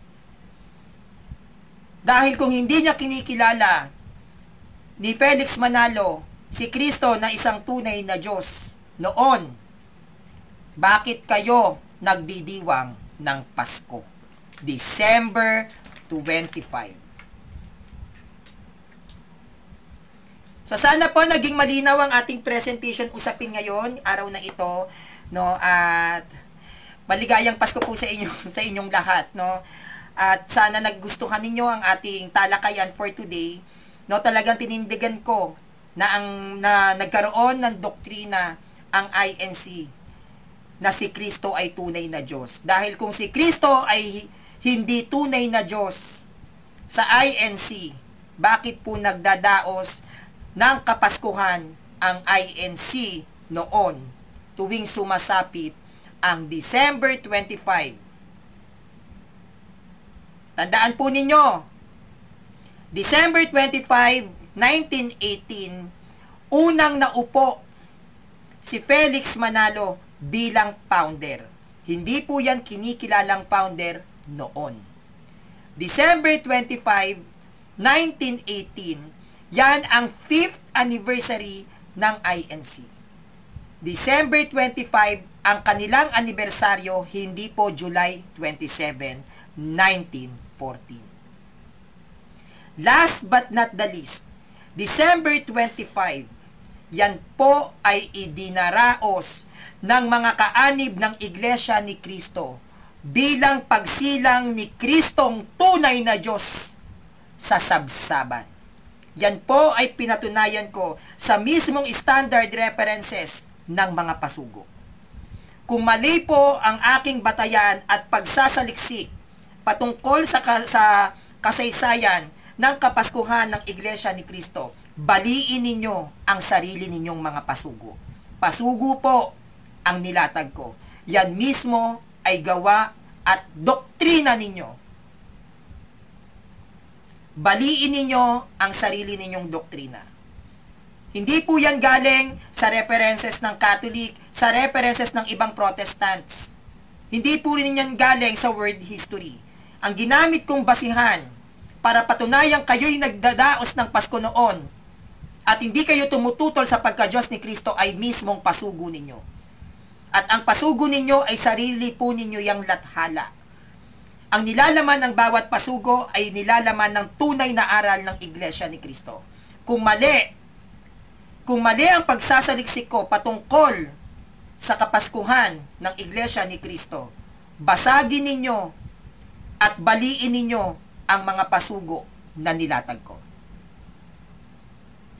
Tsaka nyo ako sabihan na mali ang paratang ko. So, yun lang po. Shoutout 55 live viewers. Salamat po sa nagbigay po ng 50 stars. Salamat. Maraming pong salamat. Yun lang po. At maraming salamat nga po pala mga kapanalig sa mga sumuporta sa akin kahapon. na meron po ako nakalaban na SDA, no, si Kuya Jezreel Shem. At nagtagumpay po ang ating pakikipagtunggali, tagisan ng live debate. No, kahapon may kahapon po kasi lumaban ako ng live debate. No, nakapost po yan sa Facebook ko at nagtagumpay tayo. No, salamat po sa mga nagdasal at ipinagdasal ako. Maraming pong salamat sa inyo at ang hinihiling ko lang po sa inyo mga kapanalig, no, ipanalangin ninyo ako palagi. Araw-araw po ninyo akong ipanalangin dahil araw-araw hindi ko alam kung anong nag-aantay sa akin sa labas. Alam nyo naman po, ang dami kong death threats. At hindi biro tong ginagawa ko. Yung iba nga po, hindi na ako nakakapagtrabaho. Hindi na nga po ako nakakapagtrabaho sa totoo lang. Sa sobrang takot ko din kasi ang dami ko po talagang death threats. So, lagi nyo po akong ipagdasal na humaba pa yung buhay ko. Marami po kasi nagtatangka sa buhay ko. So, kumakapit na lang po ako sa pagdarasal at sa mga panalangin ng mga kapanalig kong Katoliko. Lagi nyo po akong ipagdarasal yung aking kalagayan na sana ay tawag neto, na sana ay wait lang po oh my G. Wait. Yan. Lagi nyo po akong ipagdarasal na sana protektahan ako ni Lord sa mga taong nagtatangka sa buhay ko. No? Kaya kailangan ko po talaga ng prayers. Sabi ni Kuya June Seniza Kirante, ba't di ko napanood yung live debate mo? Sa ano po kasi ako lumaban sa Russia TV platform, hindi po rito kay Kuya Jando. So, yung naging live debate ko sa punto por punto, live debate ko po sa SDA ay sa ibang platform po. At yan naman po makikita nyo po dito sa Facebook ko. Napunta po kayo sa Facebook ko, nakalagay doon yung kung saan kami naglaban. At napagtagumpayan natin, no, nanalo po tayo sa debate. Kaya sa inyo po lahat mga kapanalig, wag po tayong mapapagod mag-aral. Wag po tayo basta-basta maniniwala sa sinasabi ng mga protestante. Kailangan po na tayo magsaliksik muna sa ating pananampalataya bago natin ito paniwalaan. Hindi po nadadaan sa matatamis na salita ang tunay na aral. Hindi po nadadaan sa mahinahon at malumanay na pananalita ang pagkakaroon ng tunay na aral. Kung ikaw ay nasa tunay na aral at ikaw ay nasa katotohanan, bago mo aralin ang banal na kasulatan, aralin mo muna ang kasaysayan ng kinaaaniban mo. Lagi po tayong gagamit ng talino. Dahil sa panahon ngayon, marami pong tuso. Tuso na mag-aakay sa'yo papuntang impyerno. Once again, ako po si Sanrio, no? Please subscribe on my YouTube channel, Sanrio TV. Maraming salamat po sa inyong pakikinig. Sana po nag-enjoy kayo at nagustuhan nyo po ang simpleng presentations ko. Maraming salamat. God bless you. I love you, I love you, I love you mga kapanalig. Bye-bye!